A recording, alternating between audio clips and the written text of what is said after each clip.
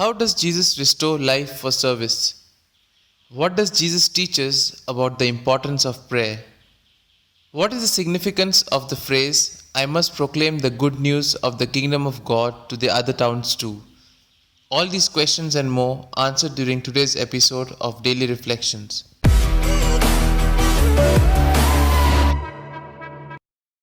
We are always impressed by the amount of space given in the Gospels to the healing ministry of Jesus. Today we see him healing a woman in a home and then continuing to cure all those who were brought to him. Which brings us to the first point. Jesus restores life for service. After having participated in the celebration of Saturday in the synagogue, Jesus goes to Peter's house and cures his mother-in-law. The cure causes her to render service immediately. Having recovered her health and dignity, she places herself at the service of the people. Jesus not only cures, but he cures in such a way that the person places himself or herself at the service of life. Jesus was not seeking a headline, but was reaching out to a woman in need. Her response was to return to her ordinary humble tasks. We pray that we may go about our day noticing the marvels of God's work, the wonders of creation in and around us, and grow in quiet gratitude. Jesus accepts and cures the sick and those possessed whom the people bring to him. The sick and the possessed were the most marginalized people at that time. They had no one to whom they could go. They were at the mercy of public charity. Besides, religion considered them impure. They could not participate in the community. Jesus accepts and cures them, placing his hands on each one of them. Thus, it is clear in what the good news of God consists and what he wants to do in people's lives: to accept the marginalized and the excluded, and to integrate them into the community to live with others. Which brings us to the next point, the importance of prayer. Jesus remained united to the Father by means of prayer.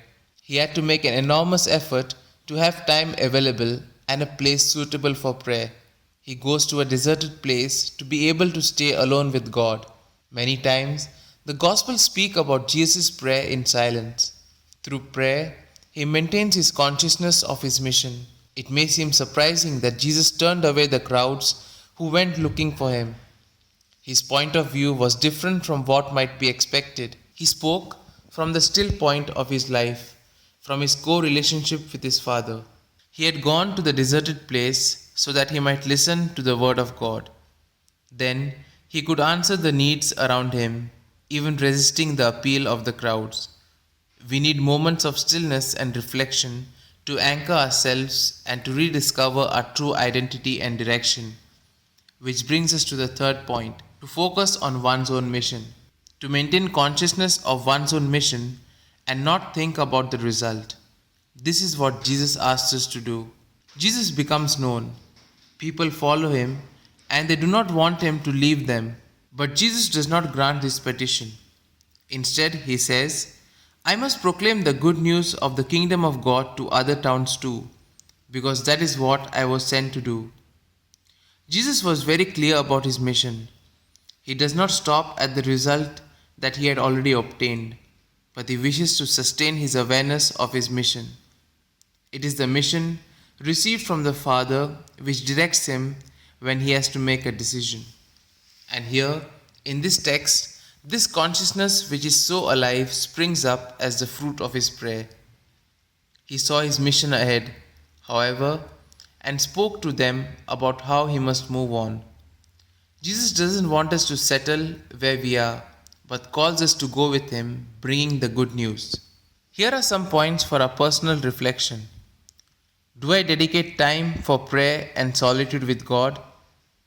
As a Christian, am I conscious that I have a mission, or do I live without a mission?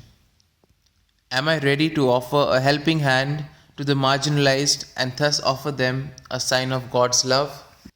These points can be of great help to reflect on today's gospel. And if you like our reflection, do share the good news of our Lord. Have a good day, and may God bless you all. Amen.